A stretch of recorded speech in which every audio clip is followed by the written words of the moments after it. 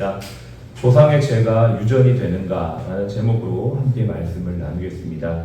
어저께 병원에 입원하셨다가 꽤 오랫동안 계셨다가 퇴원하시는 한 분의 보호자와 대화를 나눴습니다. 그분의 남편이 항암 치료를 받고 계시는 중이시고 그로 인해 이제 식사를 제대로 못하셔서 되게 마음고생도 많으셨어요. 이제 보호자시니까 당연히 그러시죠.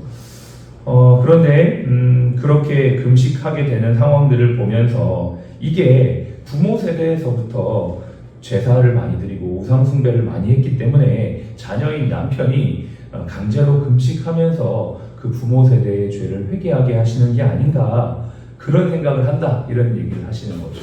다시 말해서 한마디로 조상들의 죄 때문에 남편이 대신 금식하게 되는 것 같다라고 이야기를 하는 거였어요. 여러분 어떻게 생각하십니까? 이게 일리가 있다고 생각하십니까? 한때 한국 교회에서 가게에 흐르는 저주를 끊으라 라는 책이 선풍적인 유행을 끌었던 적이 있습니다. 1990년대에 중후반에 이런 책이 꽤 많이 읽혀졌는데요. 이 책의 내용은 한마디로 가계 저주론입니다. 부모의 죄, 조상의 죄가 자녀 세대로 흘러온다. 그러니 그걸 끊어야 된다라는 내용을 담고 있는 책이었죠. 이 이론은 실제로 많은 그리스도인들 또 목회자들에게도 영향을 줬고 오히려 이 책의 내용 때문에 사람들이 저주에 매이게 되는 그러한 모습들을 저는 봤습니다. 복음이 무엇입니까? 우리를 모든 죄에서 끊고 자유하게 합니다. 모든 저주를 떨쳐버리고 두려움에서 자유하게 하는 것, 이렇게 바로 복음이죠. 그런데 오히려 사람들을 복음이 아닌 저주에 묶는 그러한 모습들을 봤고 실제로 자신의 죄의 모습을 자기에게 찾지 않고 이제 부모 세대로 거슬러 올라가는 겁니다. 이건 부모 때문이야, 누구 때문이야. 그러니까 죄의 정갈성까지도 보게 되는 거죠.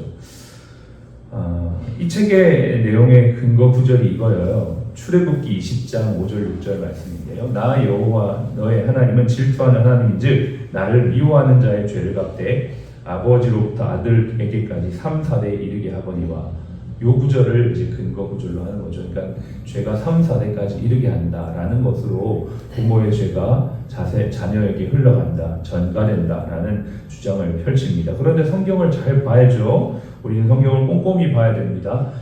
뭐라고 말하고 있냐면 나를 미워하는 자는 이라는 전제가 있습니다. 무슨 말일까요? 조상의 죄를 회개하지 않고 그대로 따르는 자, 즉 예수 그리스도를 믿지 아니하고 여전히 죄 가운데 있는 자에게 그 죄가 전가될 수 있다라는 것을 말하는 것이지, 예수 믿는 자에게 그 죄가 전가된다라고 말하는 것은 아니다라는 것이죠. 신명기 24장 16절은 아버지는 그 자식들로 말미암아 죽임을 당하지 않을 것이요 자식은 그 아버지로 말미암아 죽임을 당하지 않을 것이니 각 사람은 자기 죄로 말미암아 죽임을 당할 것이다. 자기 책임에 대한 강조의 말씀이죠. 하나님은 개개인의 선택과 태도를 보신다는 원리를 구약에서 담고 있습니다. 사람들은 구약은 그렇고 신약은 이렇다 이렇게 얘기하는데 아니에요. 성경은 구약이나 신약이나 한결같은 메시지를 말하고 있습니다. 에스겔 18장 20절은 말하기를 아들은 아버지의 죄악을 담당하지 아니할 것이요 아버지는 아들의 죄악을 담당하지 아니하리니 의인의 의는 자기에게로 돌아가고 악인의 악도 자기에게로 돌아가리라. 조상의 죄 때문에 자녀가 심판받는가, 죄가 전가되는가 라는 질문에 대한 명확한 답이 이 에스겔에 또 나와 있죠. 아버지가 악을 행하여도 아들이 그것 때문에 죄를 받는 게 아니고 아들이 죄를 버리고 의롭게 살면 생명을 얻게 된다라는 것이 성경의 메시지입니다. 신약의 9장, 요한복음 9장에도 예수님과 제자들의 질문이 나오죠. 그 질문의 내용은 이겁니다. 이 사람이 맹인으로 났는데 이것이 누구의 죄 때문입니까? 자신의 죄 때문입니까? 부모의 죄 때문입니까? 아마 이 당시 사람들도 이 조상의 죄가 대물림 되는가에 대한 관심사가 있었던 것 같아요. 그러니까 제자들이 예수님께 와서 질문을 하는 것 아니겠어요?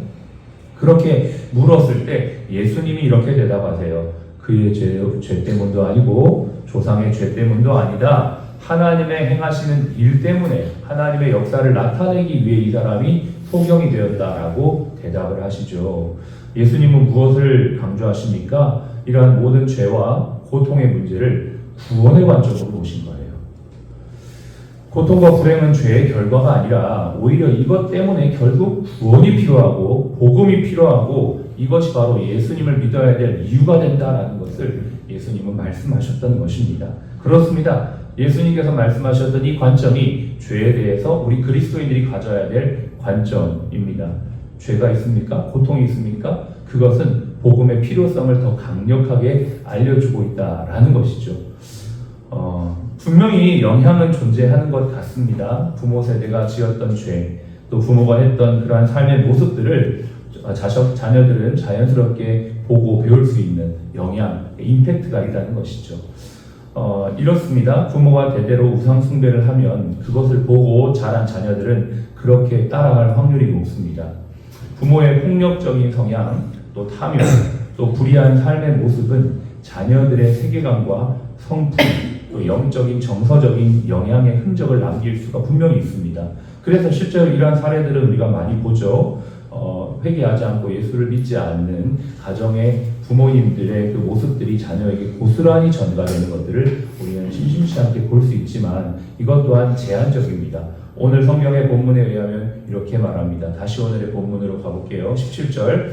그런즉 누구든지 그리스도 안에 있으면 이라는 전제가 있어요. 그렇죠? 그런즉 누구든지 제한이 없습니다. 부모가 죄를 지었든 안 믿었든 상관없이 그 사람이 그리스도 예수 안에 있으면 새로운 피조물이 되었다라고 선포합니다. 되었다라고 이미 선포를 하는 것이죠. 여기에서 우리가 제일 주목해야 될 구절 역시 17절 이 말씀입니다. 누구든지 그리스도 안에 있으면 그리스도 안에 있는 우리는 영적으로, 법적으로, 신분적으로 완전히 새로운 피조물이 된 줄로 믿으시기 바랍니다. 아멘. 그리고 뒤에 17절에 이렇게 또 고백하고 있습니다. 새 것이 되었도다. 이 되었다는 건 완전체, 완성형의 표현입니다. 그러나 이것은 헬라어로 계속되어 우리는 지금도 새 것이 되어간다라는 의미도 담고 있는 것입니다. 새 것이 되었고 새 것이 되어가고 있다. 이런 의미죠. 그렇습니다. 우리가 그리스도를 믿고 변화되어진다는 건 신분적으로, 영적으로, 법적으로 새롭게 되어진 것뿐만 아니라 우리가 이제는 인격적으로 새롭게 되어져야 된다라는 것까지 포함하고 있는 것이죠. 이것이 굉장히 중요한 의미, 우리가 이제 실천해야 될 포인트라는 것입니다. 18절, 19절에도 동일하게 설명을 하고 있는데 새로운 신분이 나옵니다. 직분이 나오는데 우리에게 화목하게 하는 직분을 주셨다라고 말하고 있습니다. 그러니까 지금 이제 우리의 새로운 신분과 직분이 나오는 거죠. 새로운 피조물, 그 다음에 화목하게 하는 직분. 신분과 직분은 조금 비슷한 것 같은데 달라요. 우리 신분은 이제 새로운 하나님의 자녀의 신분이고 직분이 주어졌습니다. 화목하게 하는 직분이에요. 우리가 이걸 단순히 나는 이제 새로운 피조물이다 끝 이게 아니고 나에게 주어진 어떤 직분, 즉 내가 해야 되는 역할로서 우리는 생각해야 되는 내가 역할은 하나님과 화목하게 하는 사람으로서의 역할을 감당하는 것이다. 그리고 우리가 해야 되는 그 구체적인 행위가 무엇입니까? 19절에 화목하게 하는 말씀을 우리에게 전달하라고 부탁하셨다라는 것입니다. 말씀을 정리하겠습니다. 오늘 우리는 새로운 신분의 사람이 되었습니다. 부모의 죄는 우리에게 전혀 영향을 끼칠 수가 없습니다. 그리스도 예수 안에 있을 때요. 누구든지 그리스도 안에 있으면 새로운 신분이 되었습니다. 그런 것에 매이지 마시기 바랍니다. 그러나 우리가 조심해야 될 것이 있죠. 우리 늘 하나님과 좋은 관계, 화목의 관계를 유지하면서 예전에 부모로부터 받은 나도 모르게 받은 안 좋은 습관들은 끊어내는 성화의 단계를 거쳐야 합니다. 그게 바로 하나님과 계속적인 화목의 관계를 유지할 때 가능하다는 것입니다. 여기 보십시오. 우리 20절에 보시면 그러므로 우리가 그리스도를 대신하여 사신이 되어 하나님이 우리를 통하여 너희를 권면하시는 것 같이 그리스도를 대신하여 간청하노니 같이요 너희는 하나님과 화목하라. 그렇습니다. 모든 것의 시작은 여기서부터입니다.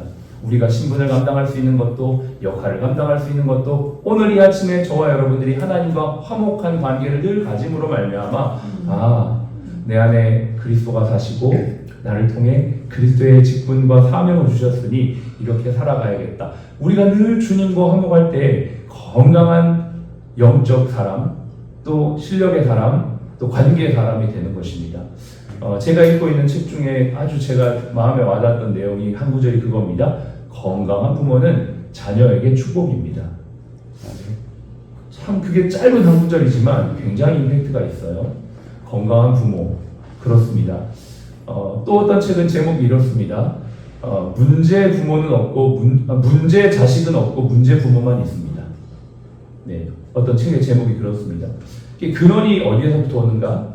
예수를 믿은 우리 한 사람, 예수를 먼저 믿은 우리 부모들, 나아가 하나님과의 화목한 관계를 통하여 축복된 건강한 자아가 되어지는 것, 그것이 바로 축복이라는 것입니다. 건강한 부모는 자녀에게 건강한 영향력을 줄 수 있고, 건강한 리더는 회사의 축복이 되어지며, 건강한 성도는 이 나라의 축복이 되는 것입니다. 여러분, 이러한 비전을 우리가 가지고 오늘도 나아갑니다. 저와 여러분 한 사람 한 사람이 정말 건강한 사람이 되어야겠습니다. 특별히 병원에서 사람의 건강을 책임지고 있는 우리들이 건강한 영성으로 건강한 어떤 관계 속에서 건강하게 일을 풀어내면서 우리가 존재하는 것만으로 축복이 되어지는, 이게 바로 하나님이 저와 여러분들에게 부탁하신 화목의 말씀 아니겠습니까? 오늘의 말씀을 기억하면서 죄의 전발에 대해서 매몰되지 마시고 하나님과 늘 깊은 관계, 화목의 관계를 누리면서 주님 안에 건강한 자아로 성장하셔서 세워지셔서 가정에서, 일터에서, 나라에서 축복이 되는 저와 여러분, 또 우리 사랑 플러스 병원이 되시기를 주의 이름으로 축복합니다. 아멘.